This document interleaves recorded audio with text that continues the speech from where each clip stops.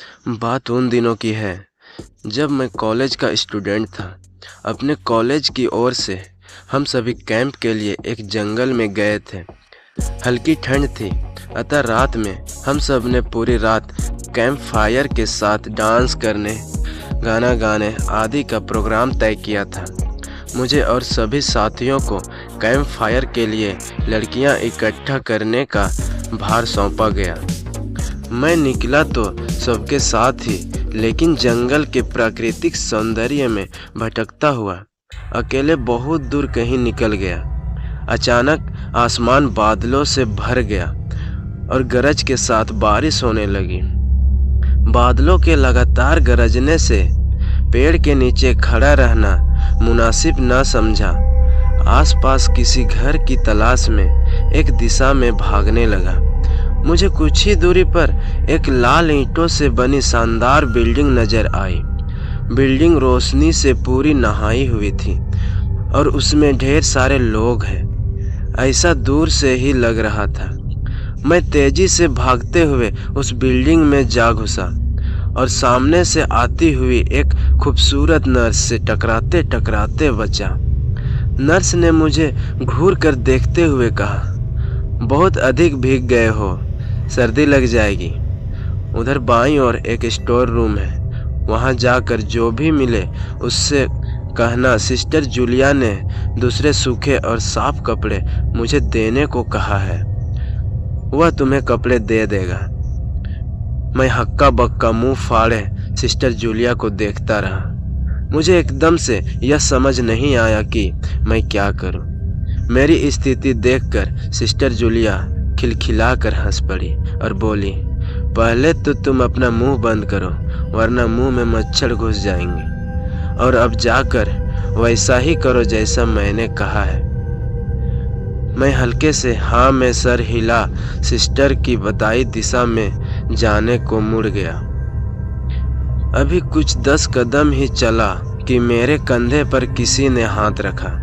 मैं चौंक कर पीछे मुड़ा और सामने आर्मी की वर्दी में एक युवक को खड़ा मुस्कुराता पाया। मेरे चेहरे पर आश्चर्य का बादल अपना घर बना चुका था, जिसे देखते ही उस युवक को हंसी आ गई।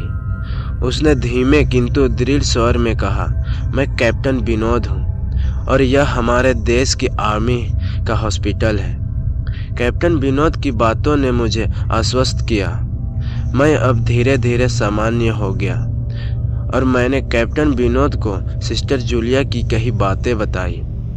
सुनकर कैप्टन विनोद के चेहरे पर रहस्यमय मुस्कान फैल गई और वे बोले, तो सिस्टर जूलिया से भी मिल चुके? जी, क्या मतलब है आपका? कुछ नहीं, चलो मैं तुम्हें सूखे कपड़े देता हूँ, चेंज कर लो, नहीं तो सच में सर्दी लग जाएगी। और मैं कैप्टन विनोद के पीछे पीछे एक बड़े से कमरे में पहुंच गया। कमरे के चारों ओर हरे रंग के पर्दे लगे हुए थे। एक ओर एक बड़ा सा बेड पड़ा हुआ था और उसके सामने एक सोफा था। बीच में एक टेबल था जिस पर 2 ग्लास, एक बड़ी बोतल ब्रांडी की और 1 या 2 पत्रिकाएं पड़ी हुई थी। कमरे के एक कोने में एक बड़ी सी अलमारी थी जिसमें से कैप्टन विनोद ने एक आसमानी रंग का कुर्ता पैजामा निकालकर मुझे दिया और कमरे से लगे बाथरूम की ओर इशारा किया। मैं बाथरूम से कपड़े चेंज कर जैसे ही निकलने लगा, मेरी नज़र बाथरूम की एक दीवार पर पड़ी। वह खून से सना हुआ था। यह देखकर मैं घबरा गया और जल्दी से बाहर निकलने को मुड़ा कि बाथरूम में लगे आईने में खुद को ही देखकर चौंक गया। आईने में मेरा पूरा शरीर तो नज़र आ रहा था, लेकिन मेरे शरीर पर से मेरा सर गायब था। अब मुझे डर लगने लगा और मैं हड़बड़ाकर बाथरूम से निकल गया। मुझे इस तरह बाहर निकलते देख कैप्टन विनोद ने हंसकर पूछा, क्या हुआ? अरे हाँ, तुमने तो अब तक मुझे अपना नाम ही नहीं बताया। कहाँ जाओगे? बाहर तो तेज बारिश हो रही है, लेकिन तुम जाना क्यों चाहने लगे? अचानक यह मैं समझ नहीं पा रहा हूँ। कैप्टन विनोद, आपकी बाथरूम की एक दीवार पूरी खून से लिपटी हुई है आपके बाथरूम में लगा आईना भी कुछ अजीब सा है। उसमें मुझे मेरा पूरा शरीर तो दिखाई दिया, लेकिन मेरा सर ही गायब था। मैं अब बिल्कुल भी नहीं रुकूंगा यहाँ। बारिश में ही भीगता हुआ अपने कैंप तक जाऊंगा। कहते हुए मैं कमरे से बाहर जाने वाले दरवाजे की ओर बढ़ा। रुको! तभी कैप्टन विनोद की कड़कती आवाज गूंजी। तो तुमने सब कुछ देख ही लिया? जी, क्या मतलब है आपका? मेरी आवाज में डर भर गया था। मतलब चाहे जो हो, तुम तब तक यहाँ से नहीं जा सकते जब तक मैं तुम्हें कुछ बता न दूं। क्या बताना चाहते हैं आप? जो आज तक कोई ना जान सका। जो आज तक कोई ना जान सका, वह मैं जानकर क्या करूँगा? प्लीज अब मुझे जाने दो। मैं डर से रुआंसा हो गया। नहीं, बिल्कुल भी नहीं, और तुम्हें मुझसे डरने की भी कोई ज़रूरत नहीं। सैनिक सबकी रक्षा के लिए होते हैं। मैं भी तुम्हारी रक्षा ही कर रहा हूँ। कैप्टन विनोद के स्वर में कोमलता थी। आओ मेरे साथ इस सोफे पर बैठ जाओ। मैं तुम्हें एक कहानी सुनाता हूँ। कहानी खत्म होते ही मैं तुम्हें तुम्हारे कैंप तक जीप से छोड़ दूंगा। वैसे भी तुम अपने साथियों से काफी आगे निकल आए हो। वहां तक तुम अब चलते हुए शायद पहुंच न पाओ। कैप्टन विनोद के स्वर में जाने कैसी आश्वस्ति थी। मैं जाकर उनके बगल में बैठ गया। कैप्टन विनोद ने कहा, दुश्मनों ने धोखे से हमारे अस्पताल को अपना निशाना बनाया।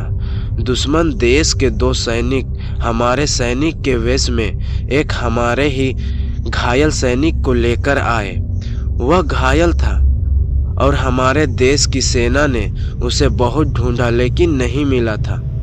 शायद साजिश के तहत उसे घायल होते ही घुसपैठियों ने कहीं छुपा दिया था।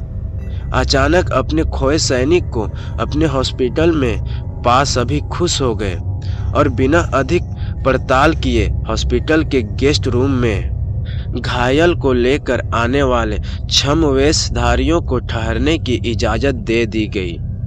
अभी उस सैनिक का इलाज चल ही रहा था कि जोरों का ब्लास्ट हुआ और पूरा हॉस्पिटल एक पल में खंडहर में तब्दील हो गया। लेकिन हॉस्पिटल तो अपनी शानदार स्थिति में खड़ा है। मेरी बातों को अनसुना कर कैप्टन विनोद ने अपनी बात जारी रखी। कोई नहीं बचा उस ब्लास्ट में। दीवार पर पड़े खून के छींटे भी उसी ब्लास्ट में मारे गए हॉस्पिटल के कर्मचारियों के हैं। हाँ, पर यह हॉस्पिटल तो मुझे खंडहर नहीं दिखता। जवाब में कैप्टन विनोद के चेहरे पर रहस्य भरी मुस्कान फैल गई और उनका चेहरा अजीब से भावों से भर गया। मैं उनके चेहरे को देखकर अंदर से दहल गया। फिर भी मैंने हिम्मत कर पूछा, आप उस ब्लास्ट में बच कैसे गए? सुनते ही कैप्टन विनोद ठहाका लगाकर हंस पड़े और मुझ पर एक भरपूर नज़र डालते हुए कहा, यह कहानी आज से मात्र 10 वर्ष पहले की है और मैं तो आज से 50 वर्ष पहले मर चुका हूँ। इसके आगे उन्होंने क्या कहा मुझे कुछ नहीं मालूम। चेहरे पर गीलेपन का एहसास जब काफ़ी हुआ तो मैं जैसे नींद से जगा। मुझे घेरे हुए मेरे सभी सहपाठी और टीचर खड़े थे। मेरे आंख खुलते ही मेरे सर ने कहा, थैंक गॉड तुम्हें होश आ गया। तो क्या मैं बेहोश था? हाँ, तुम जंगल में जाने कहाँ भटक गए थे। जब सभी लौट आए और तुम नहीं आए तो हम सभी मिलकर तुम्हें ढूंढने निकले।